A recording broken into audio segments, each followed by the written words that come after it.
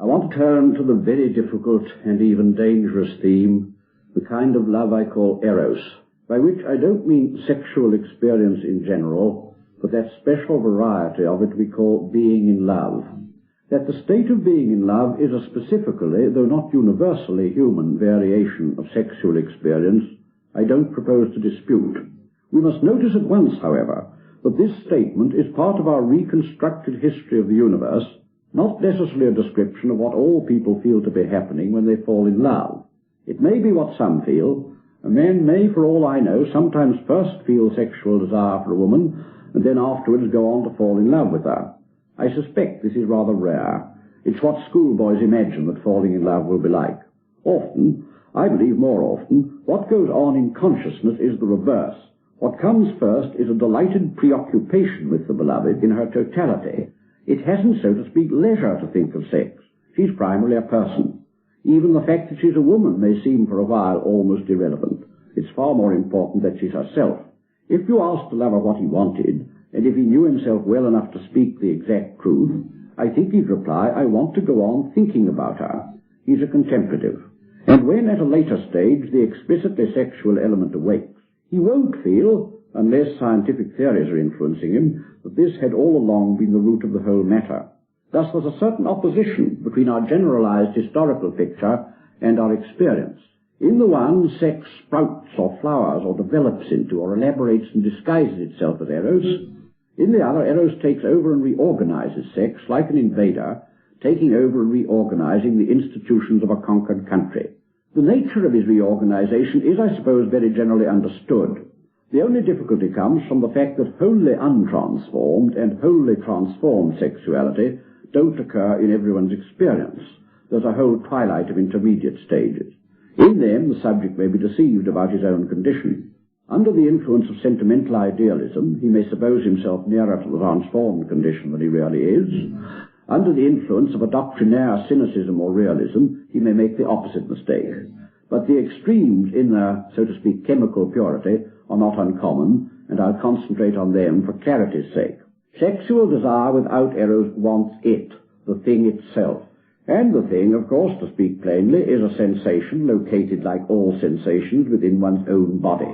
There's no more unfortunate idiom than that which makes us say that a lustful man prowling the streets wants a woman. In a sense, that's exactly what he does not want. All he wants her as he wants a packet of cigarettes or a bottle of wine. Wants, that is, the sensations he will have in smoking or drinking. Similarly, he wants a pleasure for which a woman is the necessary piece of apparatus. How much he wants the woman herself may be gauged by his attitude to her 5 minutes after fruition. One doesn't keep the packet after one smoked the cigarettes. Now, Eros does make it possible in the strictest sense to want a woman. Not, of course, any woman, but this one. The lover, in some mysterious fashion, desires the beloved rather than the pleasure she can give. No one ever sought the embraces of the woman he loved as the result of a calculation that she would be more pleasurable than any other woman. Without Eros, this desire, like every other bodily desire, is primarily a fact about ourselves. Within Eros, it's about the beloved. It becomes almost a mode of perception and certainly a mode of expression, something outside us in the real world. Eros, though the father of pleasures, has usually the air at his height of regarding pleasure as a byproduct. Hence in his realm the miraculous combination of great desire with great ease in abstaining. And anyway, whose pleasure? The distinction of giving and receiving is here obliterated. Now this whole talk would go astray if I didn't at once say with every possible emphasis that these distinctions are not intended to carry any moral valuation at all. The sinfulness or innocence of the act of love does not depend in the least on the presence or absence of Eros. Right and wrong turn on things far plainer and more prosaic than fine shades of feeling.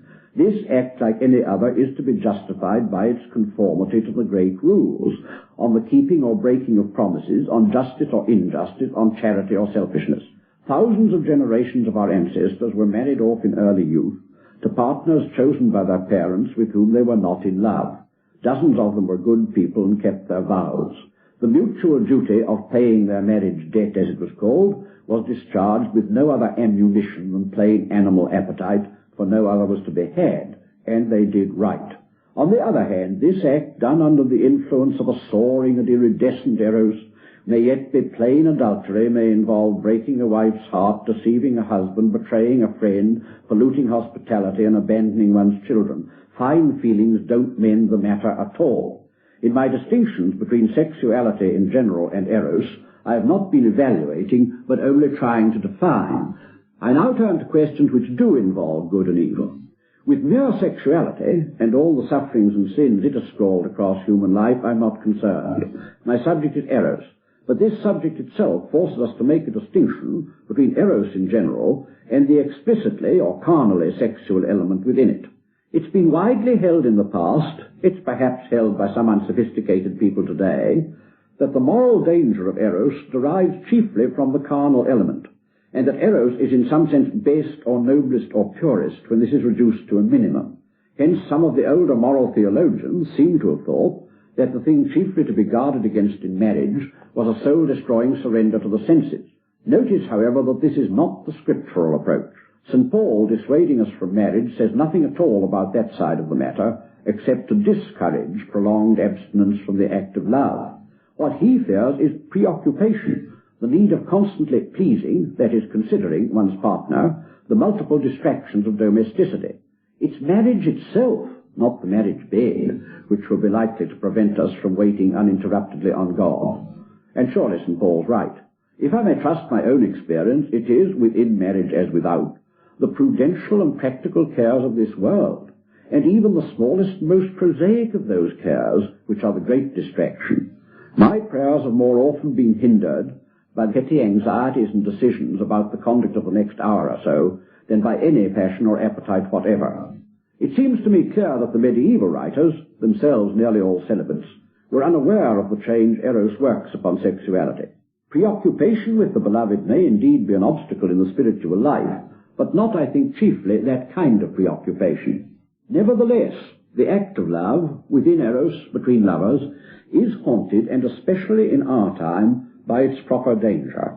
The problem is to regard it with the right kind and the right degree, no more, of seriousness. Of course, considered in relation to its possible consequences and to the marriage vow, it is as serious as any natural action could be. I'm not speaking of that. I'm speaking of it considered, as all lovers do and must consider it, in itself. Now, the act of love, Venus, as our ancestors called it, has, even on those terms, its own inherent kind of gravity, but it's also very possible to take it too seriously or with the wrong seriousness, and especially today. A preposterous and ludicrous solemnization of sex has been going on almost since my life began. Nothing is more needed on this subject at the moment than a good outbreak of belly laughter. One author tells us that Venus should recur through the married life in a solemn sacramental rhythm. A pupil tells me that a novel, which I had damned as pornography, couldn't really be pornographic because it treated the whole matter so seriously, as if a long face was some kind of disinfectant. The technicians, so to call them, had so bedeviled us with the immense psychological importance of getting this act right, and the all but impossibility of doing so, that one imagines some young couples now go to it with the complete works of Freud, Kraft, Ebbing, Dr. Stokes, and Havelock Ellis laid out on bed tables all round them. Then there's D.H. Lawrence, too, and the whole Pillar of Blood school were threatened with something like a revival of the phallic religion. But we must not be totally serious on this subject. Indeed, we can't be totally serious without doing violence to our humanity. It's not for nothing that every language and literature in the world at every period is full of jokes about sex. Many of them may be dull or disgusting. Nearly all of them are past their first youth. They may sometimes be an occasion of sin, though not so often, I believe, as people have thought. But we must insist they express an attitude to Venus which, in the long run, endangers the Christian life far less than one of reverential seriousness. Love ceases to be a demon only when he ceases to be a god. We must not attempt to find the absolute in the flesh. Banish play and laughter from the bed of love, and you have let in a pagan gravity. The mass of the people are perfectly right when they insist that Venus is a partly comic spirit. Venus herself will take a revenge if we accept her occasional claims to total seriousness. Venus herself, a mocking spirit, far more elf than goddess, makes game of us. Where all external circumstances are fittest for her service, She will leave one or both the lovers totally indisposed, where every overt act is impossible and even glances cannot be interchanged. In crowded shops and at interminable parties, she will assail both with all her powers. Then an hour later, when time and place agree, she will have mysteriously withdrawn, perhaps from only one. Oh, what a pother this must raise! What self-pities, resentments, suspicions, wounded vanities, and all the current chatter about frustration in those who have treated her like a serious goddess. Sensible lovers laugh, of course. It's all part of the game. A game of catch as catch can, and the escapes and tumbles and head-on collisions are to be treated as a romp. Only if we so treat them shall we fall soft and lose with good temper, and win, when we do win, light-heartedly. There are three views of the body. To some it is a sack of dung, food for worms, a prison, filthy, shameful, never to be thought of except for the purpose of self-humiliation. That, oddly enough, is a common view among ancient pagans. To others it is glorious. By it, rather than by his soul, man is godlike. Nudists, I suppose, think so. Thirdly, we have the view which St. Francis expressed when he called his body brother ass. All three may be, I'm not sure, defensible, but St. Francis for my money. Ass is exquisitely right, because no one in his senses could either reverence or hate a donkey. It's a useful, sturdy, lazy, obstinate, lovable, and infuriating animal, deserving now the stick and now a carrot, at once pathetically and absurdly beautiful. So the body. There's no living with it unless one recognizes that part of its function in our lives is to play the role of buffoon. And, of course, every man, woman, and child in the world does recognize this, until some theory has sophisticated them. The fact that we have bodies is the oldest and most universal of all jokes. The error consists in supposing that Eros can or should permanently abolish the joke. That isn't what happens. The conduct and bearing and the very facial expressions of all the sane and happy married couples we know make this quite clear. Lovers, like everyone else, continue to feel an element, not only of play or comedy, but even of buffoonery in the body's expression of Eros. And the body, in this relation as elsewhere, would betray and frustrate us if this ceased to be so. It would be too clumsy an instrument for rendering love's music, unless this very clumsiness could be felt as adding its own grotesque charm. Better plant it foursquare within the drama of Eros as comic relief than pretend it isn't there. But, of course, the poetry is there as well as the unpoetry, the gravity of Venus as well as the levity. But this gravity, which Venus sometimes puts on, is the very reason for preserving also a hint of play in our attitude to her. Natural things are dangerous when they begin to seem too divine. We must understand and distinguish. This is especially true of an attitude which Venus at her gravest calls forth in most, though not all, pairs of lovers.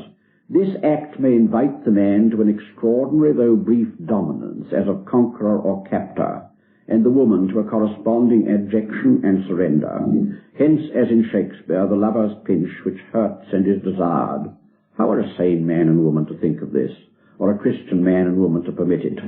The answer, as I see it, brings out the difference between friendship and Eros at its extreme.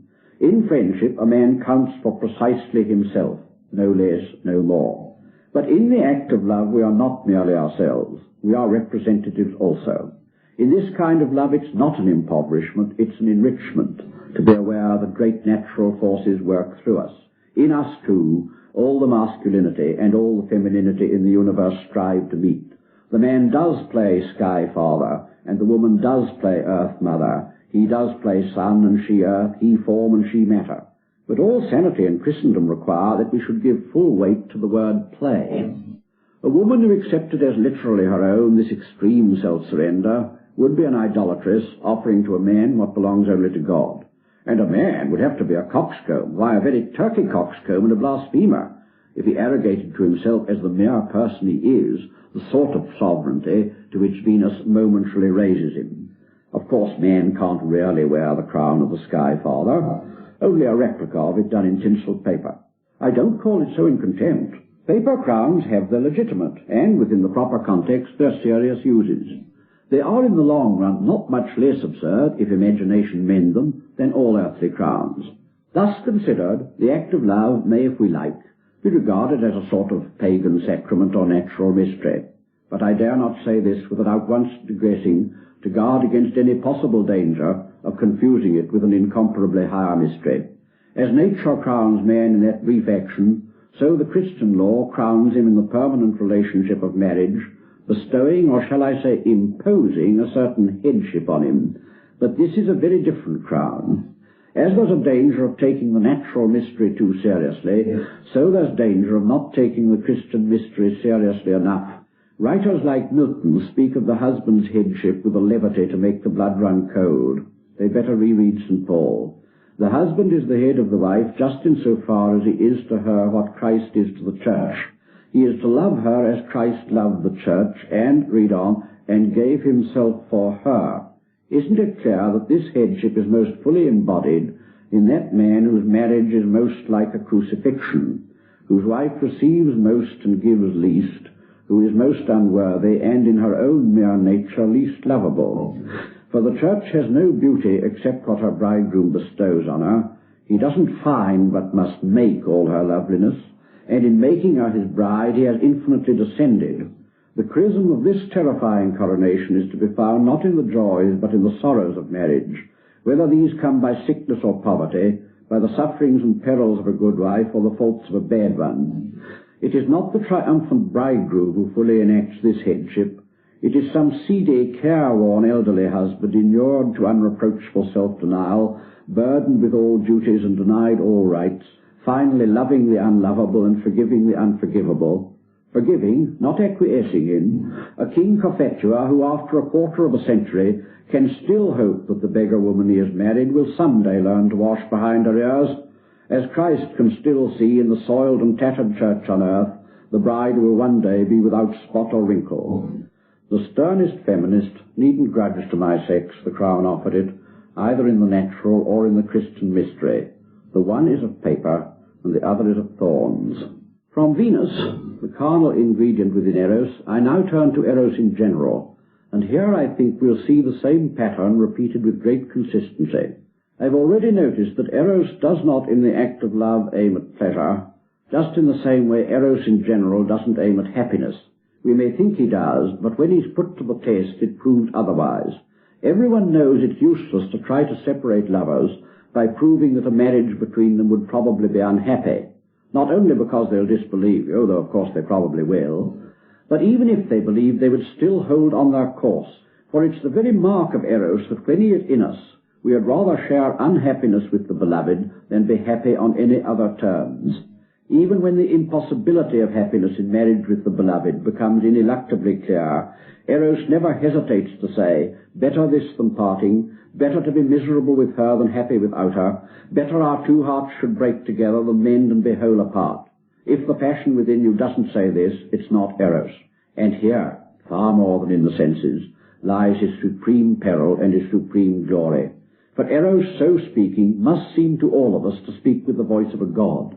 This total commitment, this transcendence of self-regard, sounds like a message from the eternal and celestial. And some mistake it, and all who love are tempted to mistake it for the voice of God himself. But it can't be, for it may urge to evil as well as to good. Nothing shallower than to assume that the love which leads to sin is always somehow qualitatively lower, more animal or more trivial than what leads to a fruitful and faithful Christian marriage. It may be neither wandering lust nor idle sentiment that draws miserable couples into cruel and treacherous unions and into suicide and murder. It may be Eros himself, heart-rendingly sincere and profound, and whatever he commands us, his voice will still have that divine resonance. And there have been schools of thought which attempted to sanction it and to make out reasons why we should always obey the voice of Eros. The one most likely to be believed in our own day is what may be called Shavian. Shaw himself would have called it metabiological romanticism. According to this view, the voice of Eros is the voice of the élan vital, or life force, the evolutionary appetite. In overwhelming a particular couple, it is seeking parents for the Superman. And it's rightly, on Shaw's view, indifferent both to their personal happiness and to the rules of morality, because something far more important than either, he thinks, the future of our species, is at stake. If so, the life force doesn't seem to understand its business very well, because, of course, the existence or intensity of the Eros between two people doesn't, as far as we can see, furnish any ground for expecting that their offspring will be specially satisfactory, or even that they will have any offspring at all. Two good strains, not two fine lovers, is the recipe for good children. And what was the life force about during the countless generations in which marriage didn't depend on love? Has this bright idea, if it is a bright one, for the improvement of our species only just occurred to it? And anyway, most of the pictures that have been painted of the Superman are so very unattractive that if you believed this theory, you'd be inclined to turn monk in order to avoid the mere risk of begetting him. Neither this theory nor any other kind of erotic transcendentalism can be accepted by a Christian. Even if Eros were the voice of the life force, a Christian could only say, so what? The life force is only a creature and perhaps a fallen one. It would not justify us in obeying Eros unconditionally. But unconditional obedience is just what he seems to demand, divinely indifferent to our self-regard, titanically rebellious to any law of God or man that opposes him. When I wrote long ago about the medieval poets and the strange religion of love which they built up alongside Christianity, I'm afraid I treated this too much as a literary matter.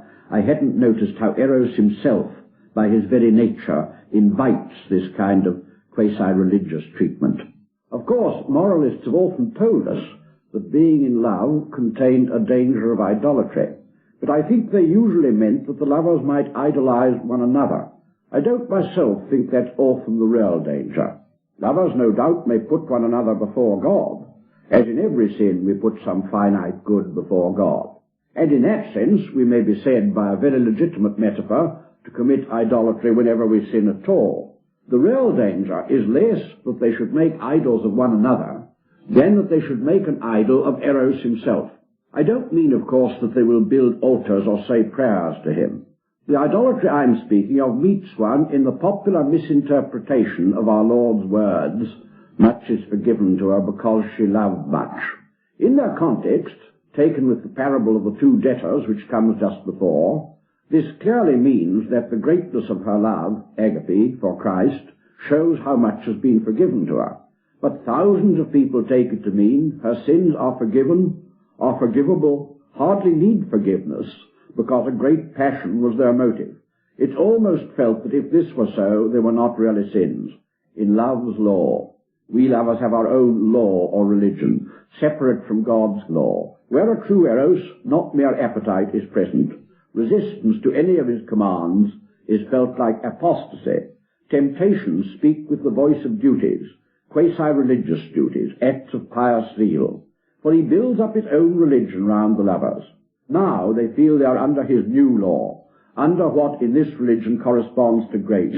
They feel they are new creatures. His mere spirit supersedes all laws.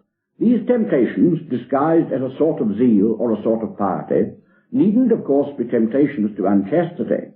They are quite as likely to be temptations to act unfairly or uncharitably towards the outer world. It is for love of you that I have neglected my father, for love of you that I cheated my partner. And all the time we have the tormenting paradox that this quasi-God, this Eros whose voice sounds like the eternal, isn't eternal at all. He's notoriously the most desperately mortal of our passions. The whole world rings with complaints of his fickleness. What is puzzling here is not just the fickleness itself. What's really baffling is the combination of this fickleness with his violent assertions that he will be permanent. To be in love is both to intend and to promise eternal constancy. Love makes vows without being asked. I will be ever true are the first words he utters. Now, appetites don't speak with that voice.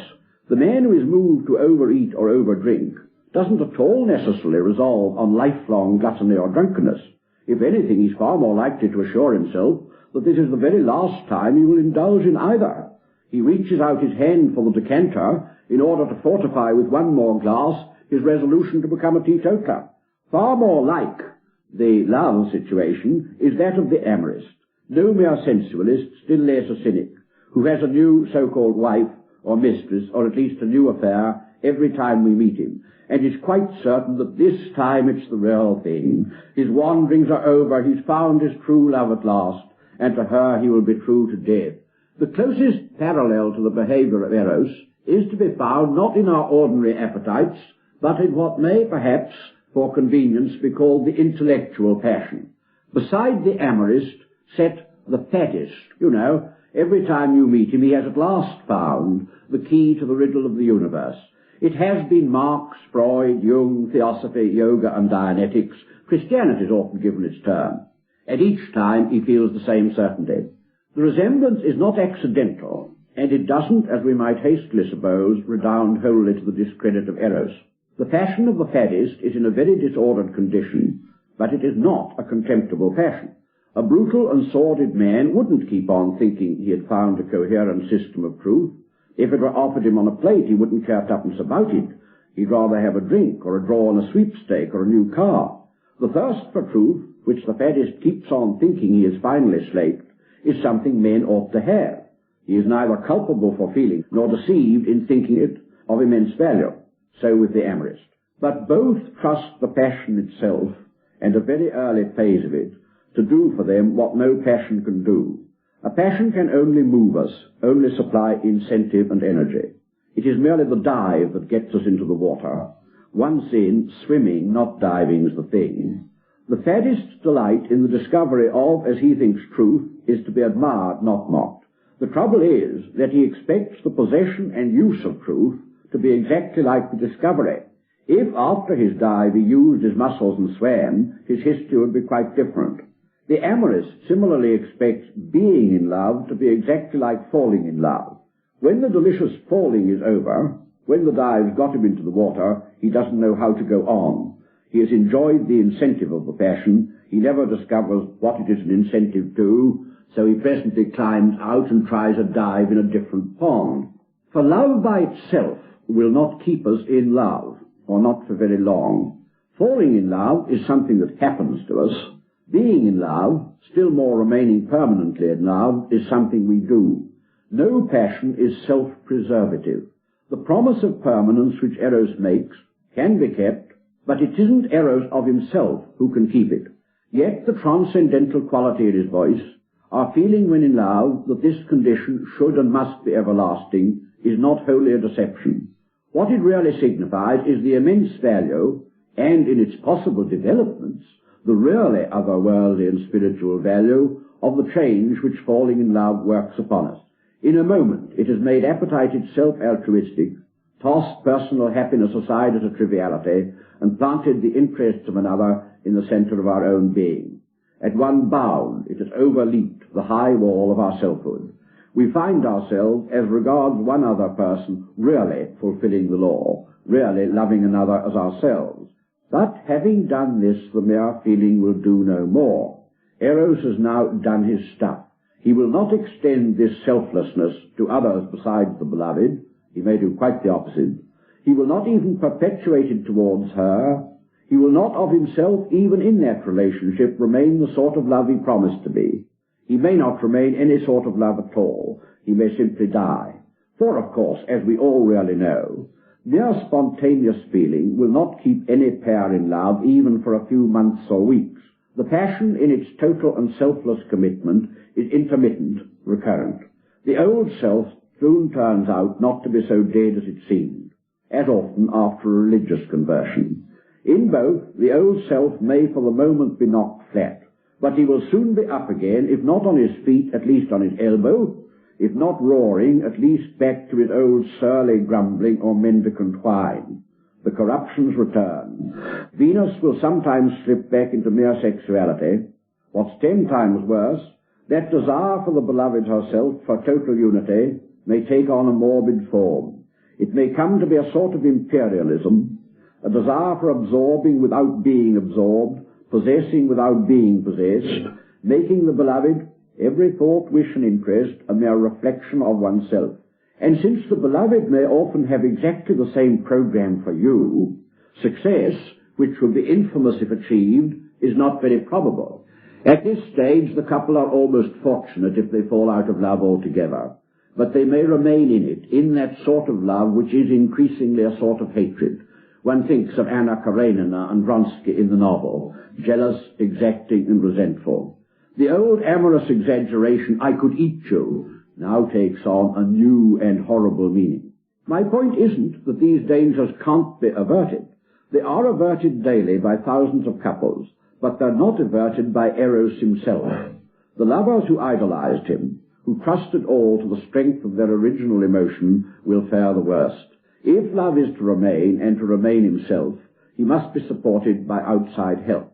And this everyone knows. You need a bit of common sense, they say, or some give and take, or a sense of humour. Yes, but in clearer language, you need a firm will to justice.